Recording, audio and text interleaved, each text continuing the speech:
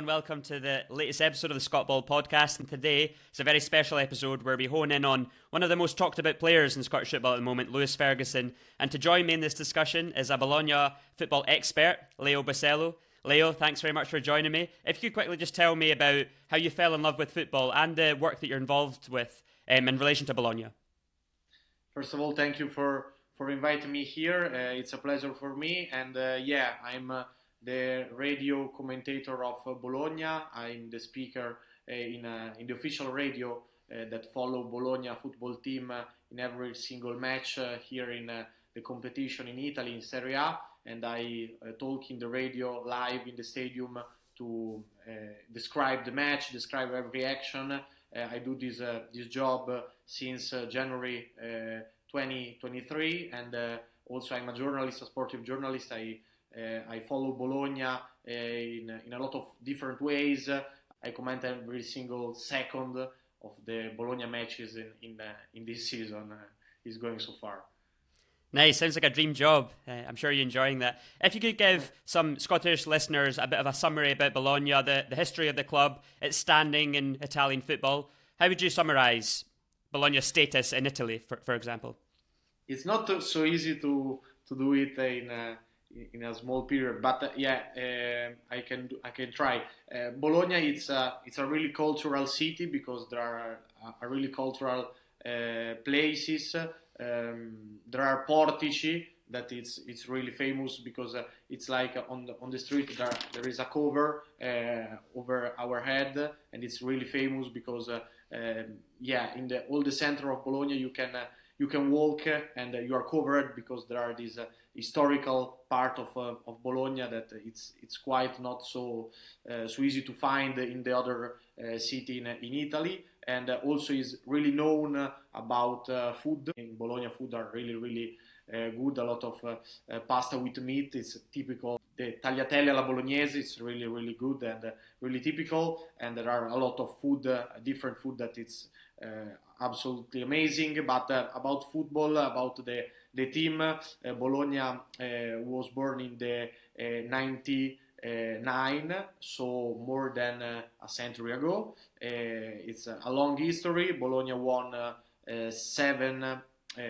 titles in Serie A, but the last was more than was like 60 years ago. So was in the 1964 against Inter Milan. Played in a really strange final in June. Was a single match against Inter Milan because Bologna and Inter came really equal in the championship after a season. Was strange, but this was the last. And in the last 20-25 years, Bologna didn't go very well. Also, not in every single season Bologna was in the Serie A, so in the first championship of Italy. Also, Bologna did some season in Serie B, so the second championship of Italy.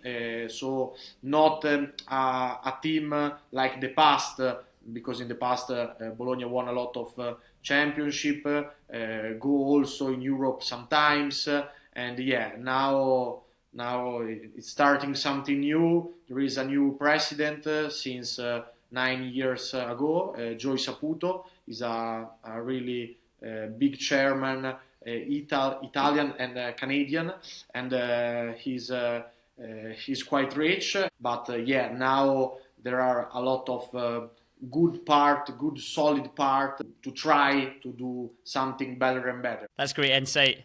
Yeah, it's very famous and renowned for its food, bolognese. And also it sounds as if people love football in Bologna, as they do in Scotland. So Leo, before we get on to the subject of this podcast, which is Lewis Ferguson, if I was just to ask you, if I was to say Scottish football and Scotland, what are the first thoughts that come to your mind? Obviously Aaron Hickey, of course, because Hickey was a great player in Bologna, one of the most important. Also, about Scottish football, I can remember some big historical moment about Bologna in the past, because there was a big match in Europe between Bologna and Hertz of Midlothian, and it was a curious match, but was really a long time ago. And about the last years, I can say that Hickey was one of the most curious player because he was very young. He was very smart,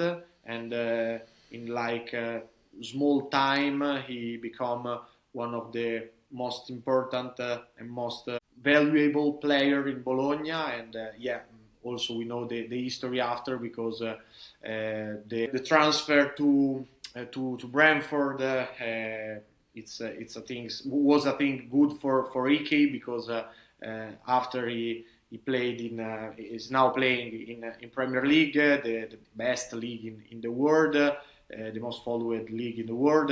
And also for Bologna was a big money to enter, because it was like 20 million, so was really good. And was 2 years on the left side, was a big left back, a smart left back with big running, but also with his technique is quite good with his right foot and left foot. Sometimes also now he's playing on the right side, because it's no problem for him. He can play on the left or on the right. It's something really important now in football. And Hickey also it's pretty young, so he's pretty young, so it's quite rare, like with this part of his technique to have it in this possibility for him is not so common. So he's a rare player, and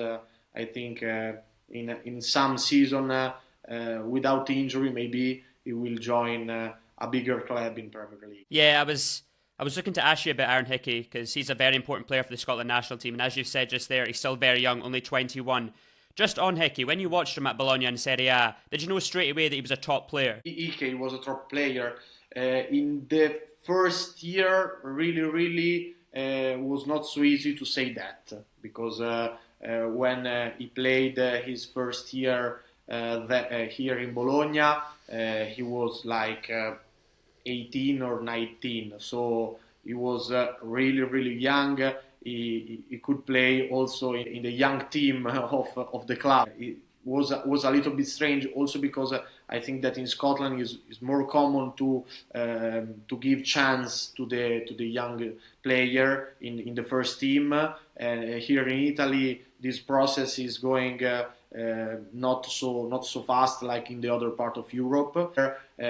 Also, it's not so easy to say that the first time I saw him, I said was a champion. But after the second season, with the frequently matches in the starting 11, I saw a difference. Yeah, like you, I think Hickey's an amazing player, and I think he's going to get a bigger move one day. And Bologna did a very good job with him. I think it was Mihailovic that brought him through and gave him a lot of trust. Exactly. And at the end of the day, it worked out very well for Bologna, because he earned them a lot of money, £18 million, I think it was, to Brentford. And do you think, in the same summer as Hickey moved on to the Premier League a few months before, another Scotsman moved to Bologna from the Scottish Premiership, Lewis Ferguson, do you think that was part of the reasoning behind making another move for a young, promising Scottish player, was knowing how well Hickey had worked out? Yeah, we can think about it. It's cool to think about it. Also because in that summer, Bologna changed his general manager. There was when Hickey came in Bologna. There was the duo Walter Sabatini and Riccardo Bigon. And after the season when Ferguson came here in Bologna, there was the one that is now doing his job, that is Giovanni Sartori. And Giovanni Sartori is a general manager that looks every single country, also more on the north of Europe. Giovanni Sartori did an incredible job in Atalanta. He did really all the big achievement that Atalanta do in the last years was made by player that was looking were looking by Giovanni Sartori, and Giovanni Sartori tried to have Ferguson. There was also a little market fight between Bologna and Lecce, because also Lecce wanted Ferguson a lot in that summer. But yeah, Bologna with Mihajlovic, also probably with the history of Hickey, won that race. Also for what Ferguson at that time want to do, and yeah, we are really happy also now that Ferguson chose Bologna 2 years ago. Yeah, some amazing scouting there, as you've underlined. Hickey brought in for £1.5 million, and Lewis Ferguson only £3 million. It's amazing business and amazing research gone into those transfers. In Ferguson's first season, he played 32 times in Serie A, scored 7 goals, a big impact for a player brought in for a relatively cheap sum.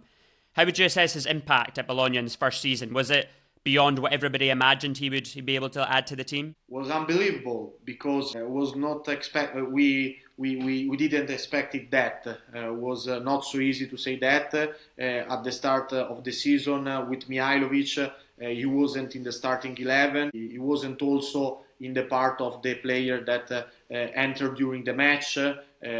Sometimes he didn't go to the pitch also at the end of the matches. So with Mihajlovic was difficult.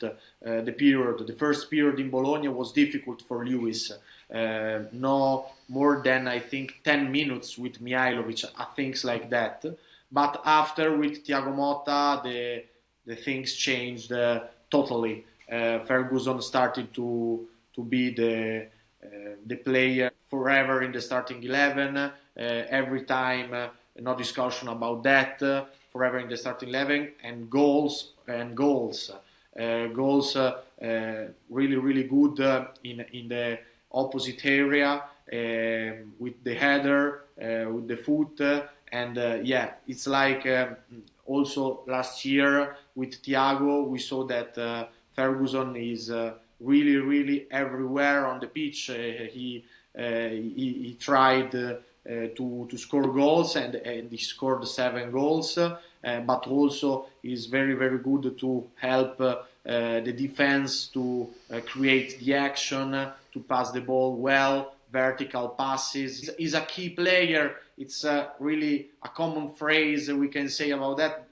It's a box-to-box player. Okay, it's a common phrase to describe Ferguson, but it's really like that, because he really goes from really his defensive part from the other area. He can be everywhere, and he's very cool, because he can run for not just 90 minutes, but he can run for 200 minutes a match. Is something incredible. He's never tired. High praise then for Ferguson. And you talk about his stamina. I think that's one of the key attributes of this Scotland national team. We've got a lot of strong runners, guys like Andy Robertson, I'm sure you'll know, at Liverpool, John McGinn at Aston Villa, players that really dynamic and strong runners that can compete against the best teams. That's our best chance, I think, of competing.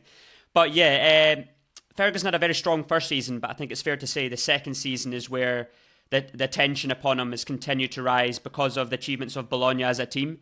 And I think a lot of that is down to Thiago Motta, as you say. Can you just summarise Thiago Motta's philosophy as a coach and how he's been able to drive this Bologna team up into contention for Champions League qualification? Yeah. Now Bologna is in a big position in the championship, and Bologna is trying to reach this unbelievable achievement to qualify to the Champions. That was really impossible to think about that at the start of the season.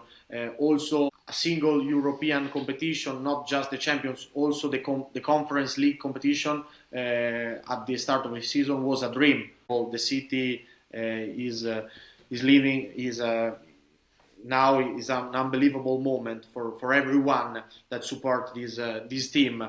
Thiago Motta started at his first matches to try to give to the team the confidence to play with the ball as a philosophy of football, Thiago's idea, and now there are a lot of more confidence on the field. The ball possession, it's really one of the best of Italy. It's second for ball possession in Italy after Napoli. Thiago really creates this team. The player was chosen by Sartori, and everything is going good. The team are really united all together to reach this incredible possible achievement. A qualify for an European competition will be something incredible, and Ferguson is one of the most important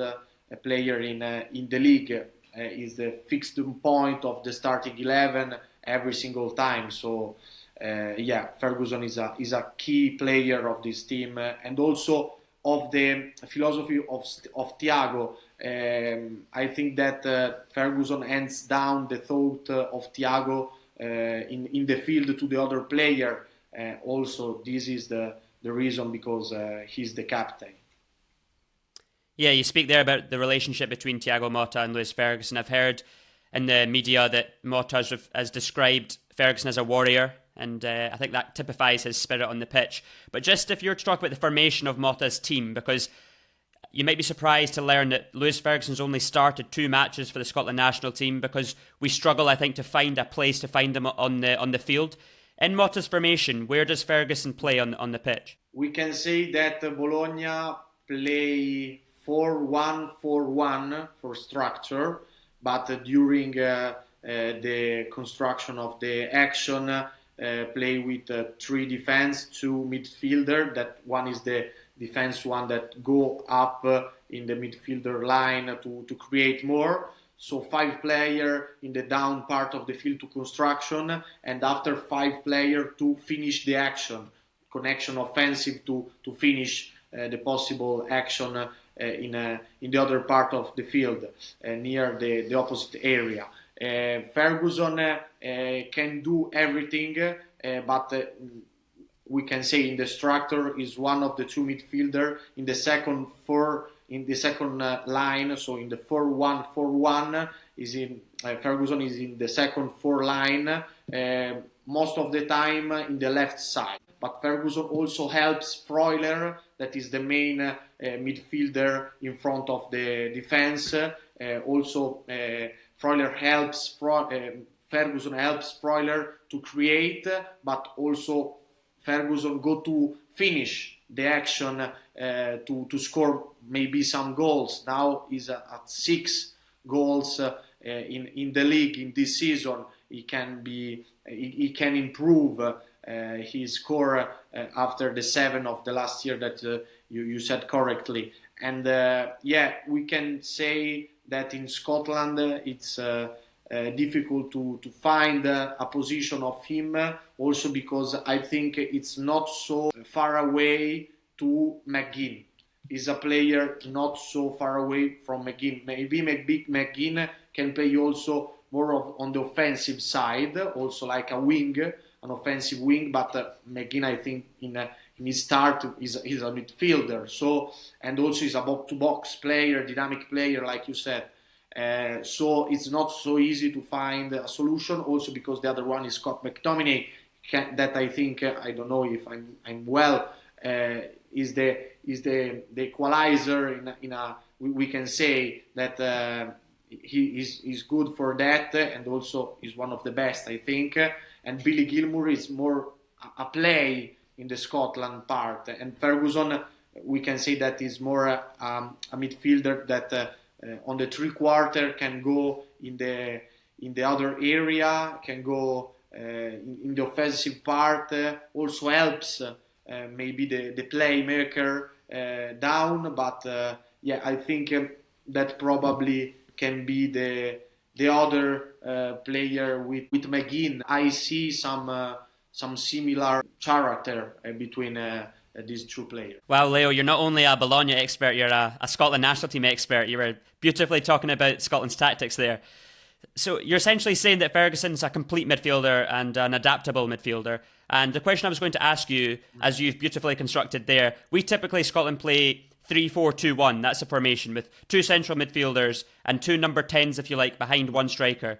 And as you've said there, McGinn typically plays as one of the two attacking players behind the striker. He is Scotland's best player, so the fact that you've compared Ferguson to him is very exciting for Scotland fans. I ask you, could you envisage Ferguson playing as one of the other number 10s behind a striker? Do you think he's capable of that? Yeah, absolutely. I think it's possible, but I think that position is about Che Adams, I think, no? It's good. Che Adams typically up front, but we've got Ryan Christie. Ryan Christie right now normally starts a player for Bournemouth in the Premier League. So I think Ferguson would be in competition with Christie, but you think he's capable of playing that higher up position? In the higher, so like the striker in the front, or the second one really close to McGinn to support the first striker.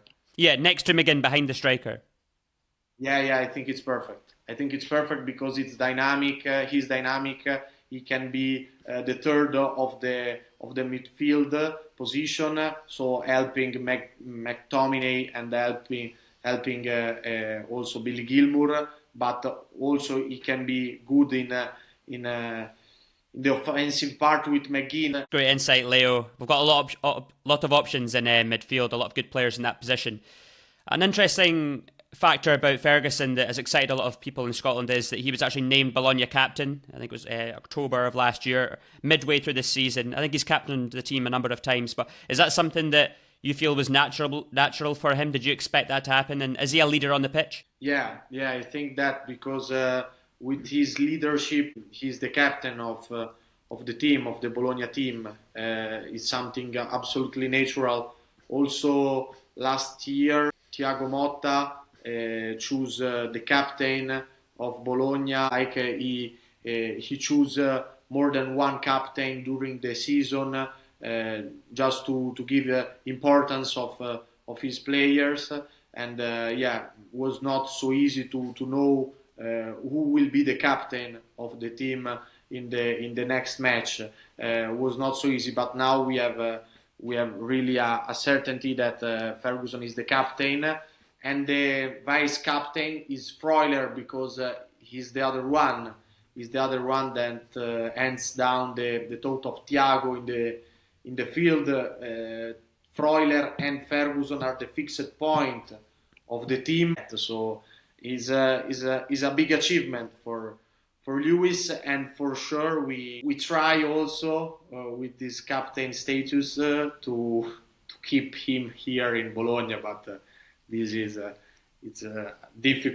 be difficult this season. We really don't know now what will happen, but Ferguson he's looked by a lot of big clubs now in all Europe. That was actually my next question, Leo. Obviously, it's not a nice thought for Bologna fans, but the club is in a strong position with Ferguson. He's contracted to 2027, but I know there's been reports of a lot of big clubs in Italy, especially looking at Juventus. I've heard Milan, Napoli. There's also reported interest at the moment in the manager, Thiago Motta, from a lot of clubs, particularly Juventus. Do you foresee Lewis Ferguson leaving? And if he was to leave, which of those big Italian clubs do you think he'd be most suited to, if you were being honest? Yeah, I will be honest, absolutely.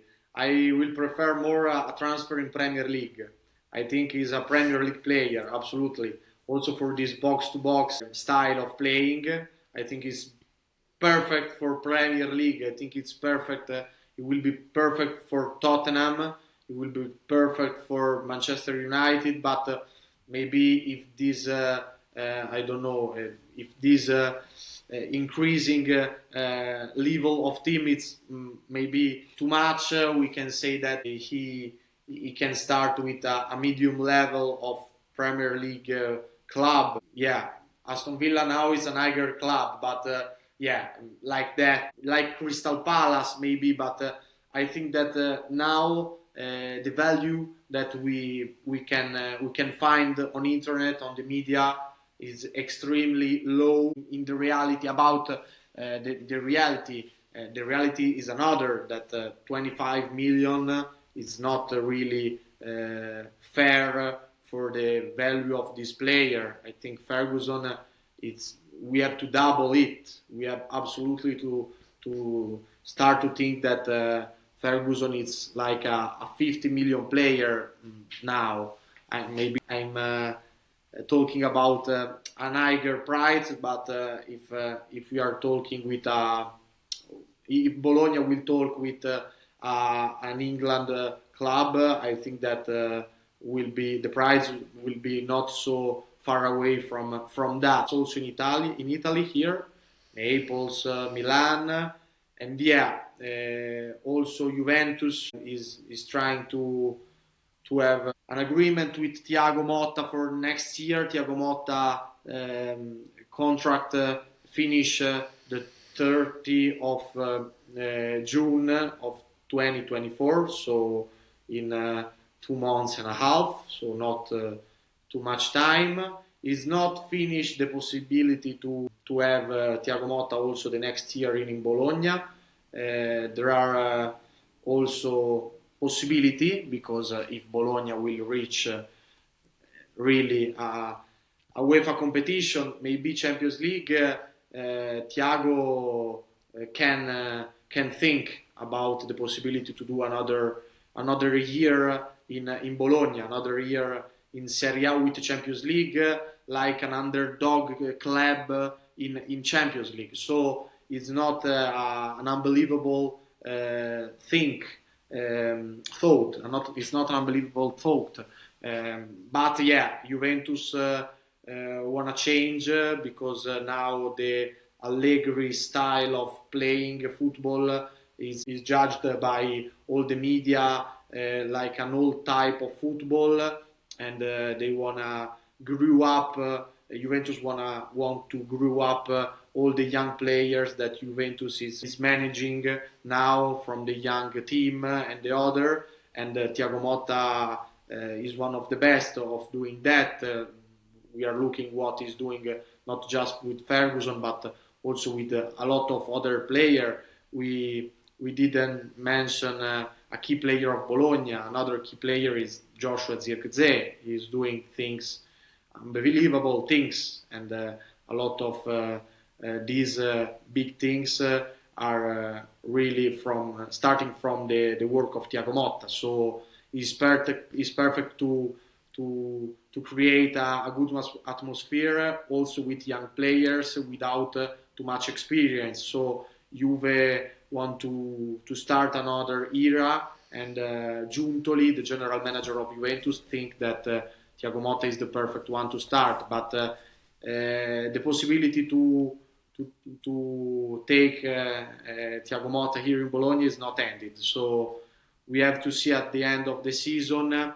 For me, Ferguson, to answer after the question, will be really, really great in Premier League, I think. Maybe that move makes the most financial sense, as you say, that the clubs there have got such wealth that it would make that transfer more viable than maybe a big club in Italy spending a lot of money on somebody like Ferguson.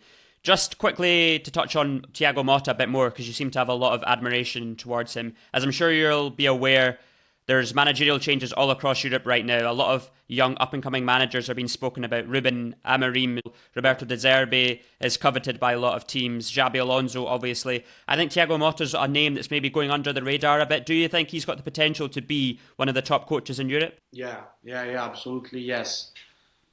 I think that maybe is not so much a revolution coach like De Zerbi, that De Zerbi is creating a new style of football. Not perfect style of football, but one of the new really style of playing was created by De Zerbi, and Thiago Motta is more a mix between the De Zerbi style and also other positional tactic playing of football. So there are differences, but it's I think that he will be one of the best in Europe, also because in his past he was a really great footballer.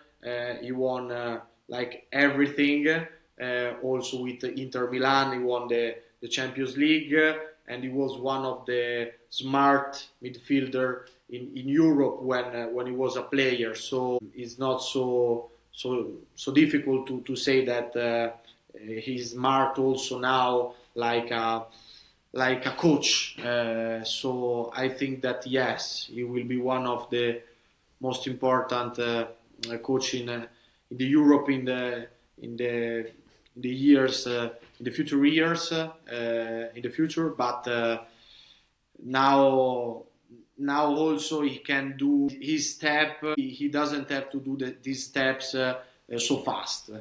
Also because Xabi Alonso decided to stay another season in Bayer Leverkusen. So maybe Thiago Motta can think also a little about that. But yeah, he knows really well what he wants and is ambitious. So it's not so easy to say what will be the team of Thiago Motta next year. Also for us in Bologna, for the journalists that follow the team every single day, we really don't know what will happen. But this is maybe chaotic, but also it's so romantic. As you say, hopefully for Bologna supporters, Motta decides to take a similar standing to Alonso, and he'll be leading Bologna into the Champions League next season. Who knows? Just quickly, Leo, before we go on to your lifetime 11, if you could quickly just assess, if you're being honest, Scotland's chances at the Euros. We're in a group with hosts Germany, Switzerland and Hungary. As you've spoken about, you know a number of our players, you know their quality and their capabilities. If you're to be honest, how do you assess our chances in that group? For me, there are big chances. Also because the structure of the Europe competition is quite easy to pass over.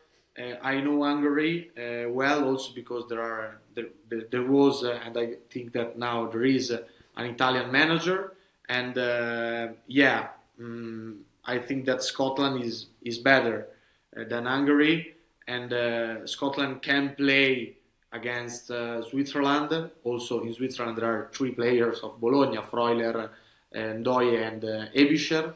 But yeah, we will be opponent for a match. And yeah, Germany, for me, maybe this is not a mainstream opinion, but I think that Germany is one of the favorite team for this Euro. Maybe more than Italy, maybe more than Spain, maybe more than Portugal. Germany, for me, can be at level of England and France to play his possibility in this Euro, because it's a young team with really big players, young players, but they already are a champion, because Florian Wirtz is a champion, and also Kai Havertz is a champion. We have also to think about Musiala, is really fantastic player. So Germany, I think that is the favorite for this group of the Europe Championship, for this group. But the second position can be possible. I think that the race with Switzerland is quite equal for Scotland. I won't be surprised if Scotland will be better than Switzerland. But I know that also Switzerland is a really good national team, so will be a really cool match that I will watch for sure this June. I think that's a very fair assessment. As you say, the format of the competition means that we might only need one win to qualify in third place. That's something that we're definitely capable of. I do also agree with your assessment of Germany. When the draw was made, a lot of people were saying Germany are in bad form. They've gone out early in competitions, have been having really negative results. But since then, Nagelsmann's a very good coach. And as you say, a lot of good young players, Wirtz, Musiala, to complement players like Gundogan, Kimmich. So I think they're going to come good by the time the tournament comes around. So that'll be a very difficult match. And just quickly on Italy, how do you assess Italy's chances? There are chances, of course. I think that Spalletti is one of the best coach in Italy in the last 20 years. He won a title with Naples last year that was unbelievable. really unbelievable. After he left Naples also because probably he did the best and he decided to leave. But Spalletti I think is the key. I think also the level in the Euro competition will be about that June. Now Italy is not a really a big team with champion in the squad. There are not the biggest player common in Italy in the past. There are not players like that now. But we can't judge definitely this the finish of Italy in this competition. Also because 3 years ago in the last Europe competition, Italy won. I think that wasn't so easy to say that, and wasn't favorite. Italy wasn't one of the favorites for the last Euro, but Italy won the Euro. Maybe also because was one of the best in that June. The period, the group, the cooperation in the group, the psychological side will be important, really important. How the group starts this competition, how the group is feeling good. This is the key part of the level and of the final arriving in this Euro. I think that Italy will pass the group, and after it depends, obviously. Maybe quarterfinal or semifinal. Anything can happen, as you say. And Leo, me alongside all Scottish football fans are still grateful for your victory at Euro 2020, our biggest rivals at Wembley. So we're thankful for that. And just to finish off, I know you've been thinking about it. Your lifetime 11. Yeah. What was your first era of following football? What were your first memories? And would you like to build an all Italy team or a Serie A team, whatever you prefer? It was about a national team because one of the national first team. matches that because my first memory was about the national team because I watched the 2006 World Cup that Italy won. I really fallen in love for football that summer, the one of the World Cup for Italy, and I fall in love with Francesco Totti. So I started following him, and I cried a lot when he finished his career. I was at the Olimpico Stadium, and I cried for 2 weeks because Totti is the king of Rome. He's a loyal player. He's a flag, and now other really common phrase in the football world. There are not flags. There are not more flags, football flags in the world. No? The player that stay in a club for entire career. There are not players like that. Totti was like that. So he's in my top 11 team, obviously, for all time, my favorite. Nice. Yeah, that was the first World Cup I remember as well, 2006. So we'll go for all Italian team then. So starting off in goals, who would you say? Yeah, my starting 11. So yeah, it's not so easy, but I mixed a little about the player that is playing now and also from the past. For the goalkeeper, now for the structure, obviously, four in the defensive zone, 2 in the midfielder, 3 in the three-quarter, and 1 striker. 4-2-3-1. Very modern formation. Really nice. Yeah, the Spalletti is 1. And Buffon, obviously Buffon, because in that World Cup was something incredible, really something really special, and I think he was one of the best goalkeeper in the entire history of football. For the defensive part, is a mix because I choose 2 defense that is from the beginning of football, from the last years. Now he's not playing. I choose Maldini and Cannavaro, of course. Maldini on the right back and Cannavaro in the center back with the other a young player that is playing now in Bologna, Riccardo Calafiori. He's a really smart player. He's also not just a defense, because when he has the ball, he can grow up with the ball, do something in the other part, in the opposite part of the field.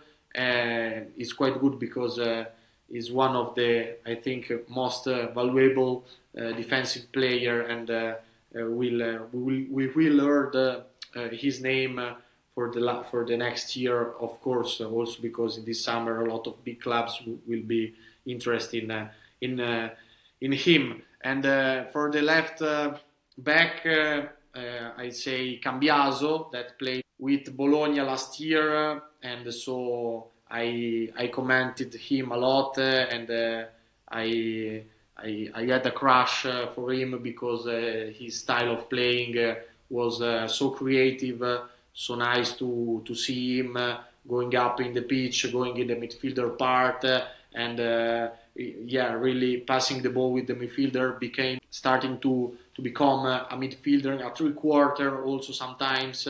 Is a style of playing that is really, really common also for Calafiori, because also Calafiori in his past of career was like a left back, but now he's playing like a center back. Cambiaso is a left back. Also, Cambiaso now is at Juventus, because now is a player of Juventus from this season, and he's playing in the 3-5-2 of Allegri in one of the wing. He can play like Hickey in the left side, in the right side. So this is true. I took the time to choose the midfielder because it's not so easy. But I have in my mind two. One, obviously, the maestro, Andrea Pirlo, one of the best midfielder in the history of football. Andrea Pirlo is something that is impossible to explain. We have to see his style of play to describe it, to know what he is about, because he's incredible. His touch, his quality, his perfection.